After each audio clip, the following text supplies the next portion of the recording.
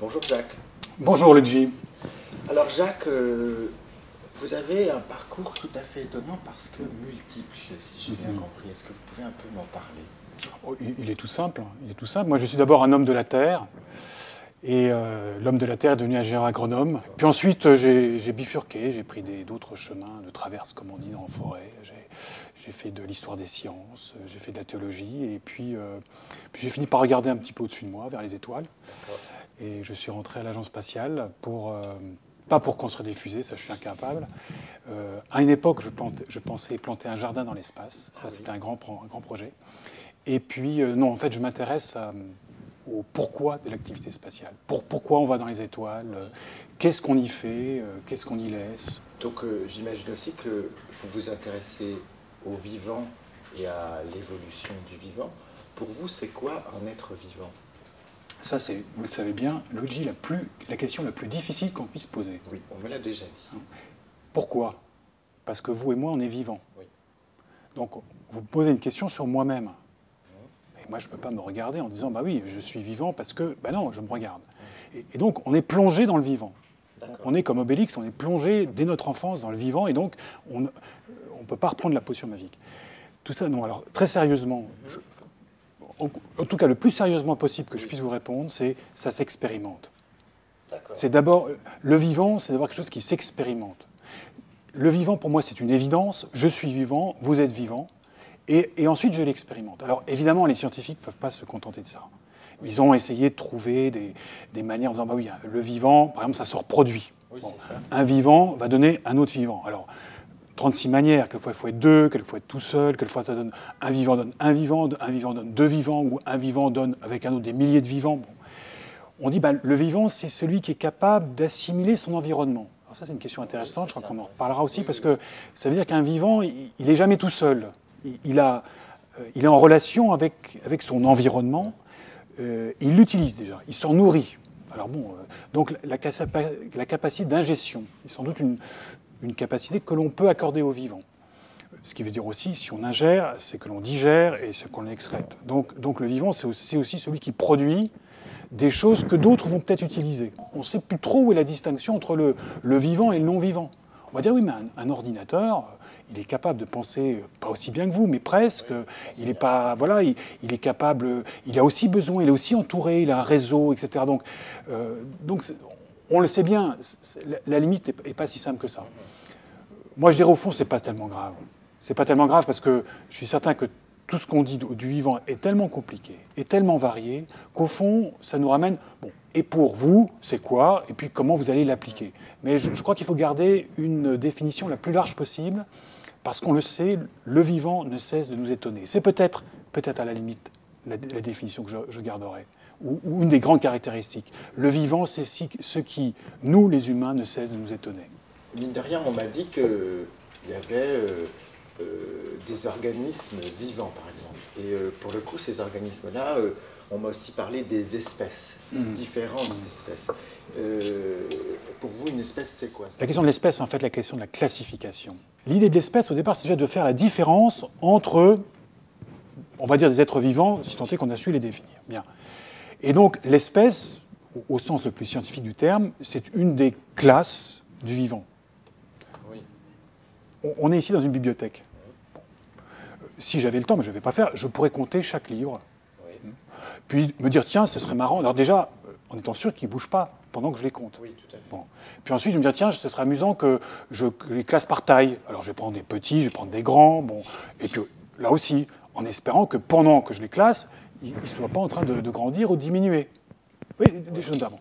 Ça vous semble absolument évident parce qu'on est dans une bibliothèque et on sait par expérience que les livres ne bougent pas pendant qu'on les regarde. Ça bouge peu. Alors, à moins qu'évidemment, quelqu'un aille arracher des pages, etc.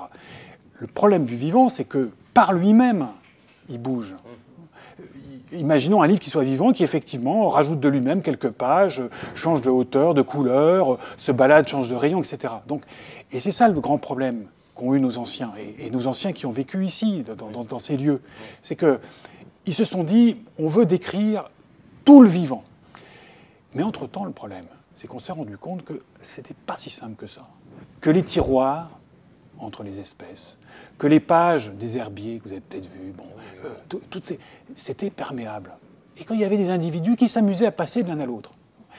Alors, bon, d'où l'idée d'évolution. Mais c'est là qu'on s'est dit, mais la notion d'espèce, c'est une notion qui est bonne pour ranger des livres dans une bibliothèque, qui est bonne pour dire, voilà, je fais un arrêt sur image. Alors on s'arrête, tac, et puis on classifie, mais on sait bien que tout de suite après, ça va changer et ça va se transformer. Jacques, dans ma famille, moi j'ai des ancêtres, vous aussi, et puis ces ancêtres ont aussi des ancêtres, et puis il y a encore des ancêtres, etc. Ça fait une grande généalogie gigantesque. À votre avis, ça commence quand et ça a commencé comment cette histoire-là? Alors, c'est vrai qu'on a tous des ancêtres, c'est vrai qu'on se demande tous, mais d'où je viens, enfin au final, je veux dire au commencement. Et la question du commencement, eh ben, je suis désolé, on ne peut pas y répondre. Donc, l'idée de commencement, c'est une idée qui est quasiment philosophique, c'est une idée qui est très peu scientifique, au sens où on ne peut pas donner une image ou une date ou une mesure quelconque. Il va falloir la décider en quelque sorte. Parce que quand même, on m'a parlé d'un certain commencement, c'est Lucas. Enfin, oui. Ça implique quand même, enfin, d'après ce que j'ai compris, qu'il y a, a priori, comme une espèce de premier être, enfin, je ne sais pas trop comment on appelle ça, mais bien sûr, ouvrirait un arbre gigantesque. C'est sûr que si vous remontez suffisamment dans le passé, il n'y a pas de Luigi, il n'y a pas de grand-père, d'arrière-grand-père ou d'arrière-grand-mère de Luigi. Il y a un moment donné où il n'y en a pas, c'est clair. Et puis à un moment donné où il y en a. Et la difficulté, c'est qu'entre les deux, ben, c'est pas si simple que ça de décider. La question du temps, c'est une question qui est tellement liée à l'humain, tellement liée aussi à une certaine subjectivité, que pour vous, pour moi, le temps n'a pas toujours la même valeur. Donc il faut se mettre d'accord. Alors on va se mettre d'accord en disant, voilà, Lucas, c'est, on pense, l'ancêtre commun, enfin, le moment où on a un être qui doit être commun à tous ceux qui vont suivre. On est aussi les descendants de ce qui s'est passé avant même qu'il y ait de la vie sur Terre. Hubert Reeves nous dit on est de la poussière d'étoiles. C'est-à-dire que vous êtes constitués, mais moi aussi, vous n'en faites pas, vous n'en prenez pas, faites pas le malin, vous êtes constitués de particules qui viennent des étoiles, qui viennent de ce Big Bang. Autre question, c'est quand le Big Bang? On n'en sait rien, parce que c'est un commencement qui nous échappe complètement. Le vivant et le non-vivant, d'ailleurs, partagent la même origine, avec de longs processus physiques, chimiques et puis biologiques, et des processus, donc des évolutions aussi, avec tout ce que l'on peut en connaître, et aussi tout ce qui est tellement compliqué à comprendre, parce que c'est tellement évident.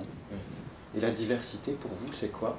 On le disait, un vivant produit un autre vivant, on produit d'autres vivants, mais ces vivants ne sont pas totalement semblables.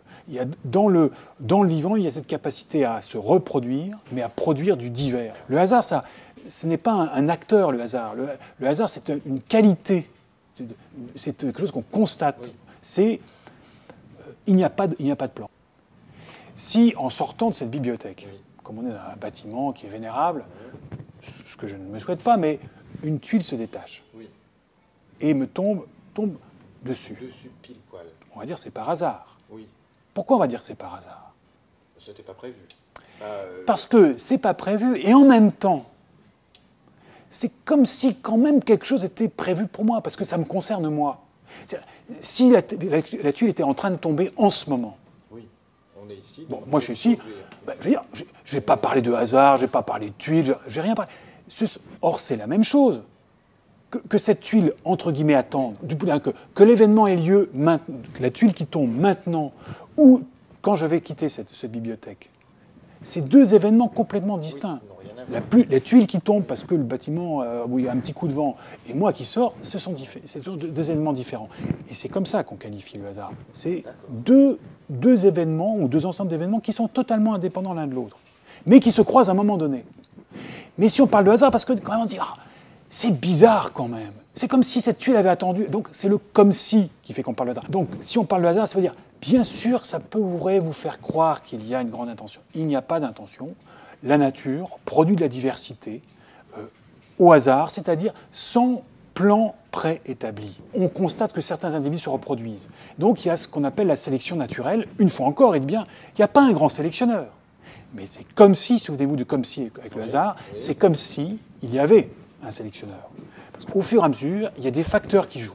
Certains individus qui se reproduisent, d'autres pas, qui font que certains caractères portés par les individus qui se reproduisent, eh bien, sont multipliés et d'autres pas.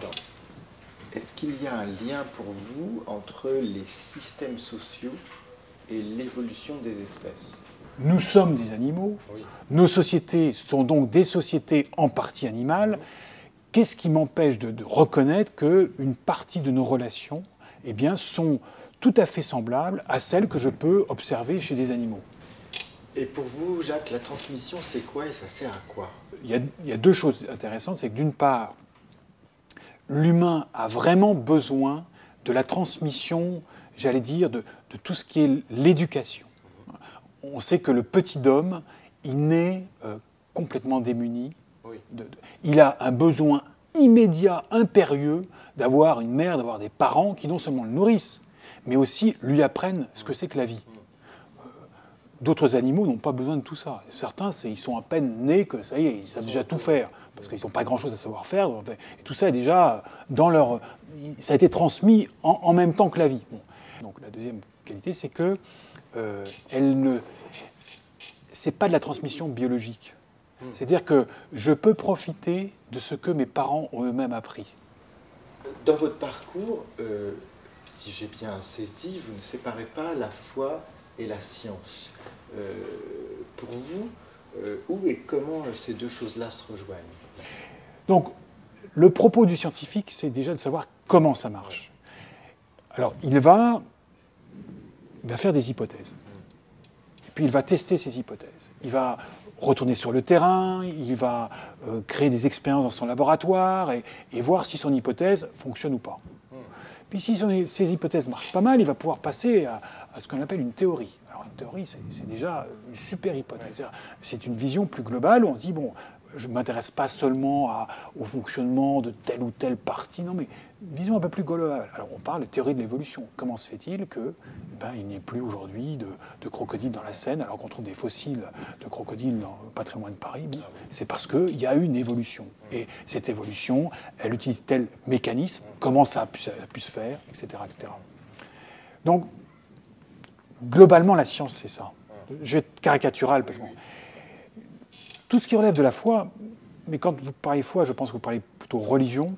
Oui. Parce que la foi, c'est aussi quelque chose qui peut être... Voilà. De foi, effectivement, mais... La foi, ça relève, je suis caricatural, mais plutôt du pourquoi. Si je tombe amoureux de quelqu'un, qu'est-ce qui va m'intéresser? Est-ce que ça va être le côté scientifique? Comment se fait-il que je suis amoureux de cette personne? Alors le scientifique pourra regarder ça et dire, bon voilà, bah oui, bien sûr, c'est des questions des échanges. Alors il y a des effets hormonaux, il y a la psychologie, il y a l'aspect culturel. On va voir comment se fait-il que ça se passe. Mais je vais aussi m'intéresser au pourquoi. C'est-à-dire, et ça va aussi de la foi, c'est-à-dire, qu'est-ce qui va se mettre en place dans notre relation qui ne va pas nier l'importance du comment. Parce qu'il faut passer par du comment. Je suis amoureux. Bon, mais c'est pas, à moins que ça reste complètement platonique, et même de platonique. C'est-à-dire, il n'y a rien qui se passe. Si, il y a quand même quelque chose qui se passe pour moi. Bon. Mais c'est le pourquoi. À la fois, le pourquoi, mais d'où ça vient. Et ça va être toute cette rencontre, cette relation qui se crée, en disant, mais on va se raconter même ces histoires. Et puis, le pourquoi aussi du présent. Et quelque part, dans la relation amoureuse, il y a une question de foi, de confiance, ou la foi dans un domaine religieux. Ça relève bien de cette question-là, du pourquoi. La religion, elle est très liée à pourquoi le monde, pourquoi la vie, pourquoi la naissance, pourquoi la mort. Alors, on les a abordés de manière très biologique et scientifique, mais on aurait pu les aborder de manière beaucoup plus philosophique. Et ça, c'est ça qui relève plus de la foi. Ce sont a priori deux domaines différents, mais qui en même temps nous touchent, nous, comme êtres humains, uniques. Et donc, il faut apprendre plutôt à les faire dialoguer. Et je crois que la meilleure façon, c'est déjà de demander à chacun, bon, quel est ton domaine? Alors, je vous les ai décrits, la science, avec plutôt le comment, qui peut mener aux bribes du pourquoi, et puis le monde de la religion, de la philosophie, ou quelquefois simplement des relations humaines un peu profondes, qui est l'ordre du pourquoi, mais qui doit aussi, un jour ou l'autre, se confronter à la réalité. Oui. Très bien. Il ne faut pas profiter des zones d'ignorance de la science pour y mettre d'autres choses. Parce que ça, c'est la tentation de certains venant du monde religieux, en disant « Ah, mais vous ne pouvez pas expliquer comment l'homme est apparu sur Terre, parce que les commencements sont voilés. Bon. Mais moi, je vais vous l'expliquer. C'est un être venu d'ailleurs, c'est peut-être un martien, ou un être supérieur qui, voilà, qui a fait ça. Parce que comme vous ne pouvez pas l'expliquer, moi je vais vous l'expliquer. Ça, c'est une tromperie. Oui. C'est pas une erreur, c'est une tromperie. C'est-à-dire qu'il ne faut pas profiter de l'ignorance des uns pour venir avec son petit baratin à soi, parce qu'on n'en sait pas plus. On n'en sait pas plus. On n'est pas sur les mêmes rayons. Donc, il faut reconnaître qu'on ne sait pas. Il faut reconnaître que les uns comme les autres, on est plutôt dans des zones d'obscurité. Il y a une image que j'aime beaucoup. Une image que j'aime beaucoup, c'est celle du lampadaire, Oui. la nuit. Bien. Il y a deux manières d'utiliser un lampadaire la nuit. Dans une zone bien obscure, et puis bon, je peux être trop... Bon. Soit vous dites, je m'accroche au lampadaire, parce que là, au moins, il y a de la lumière, et surtout, je ne veux pas voir ce qu'il y a autour. Alors, bon... Mais vous n'allez pas bouger beaucoup. Non, on hein. va rester sur place. Alors, exactement. Ou alors, vous dites, bon, ok, je m'éloigne du lampadaire, j'ai un repère. Et avec ça, je vais essayer de découvrir, comprendre un peu ce qu'il y a autour. Accepter l'ignorance comme on accepte l'obscurité, mais c'est quelque chose qu'on doit explorer. La vie, le vivant, le vivant ou les êtres vivants sont des êtres qui explorent. Merci Jacques. Merci Luigi.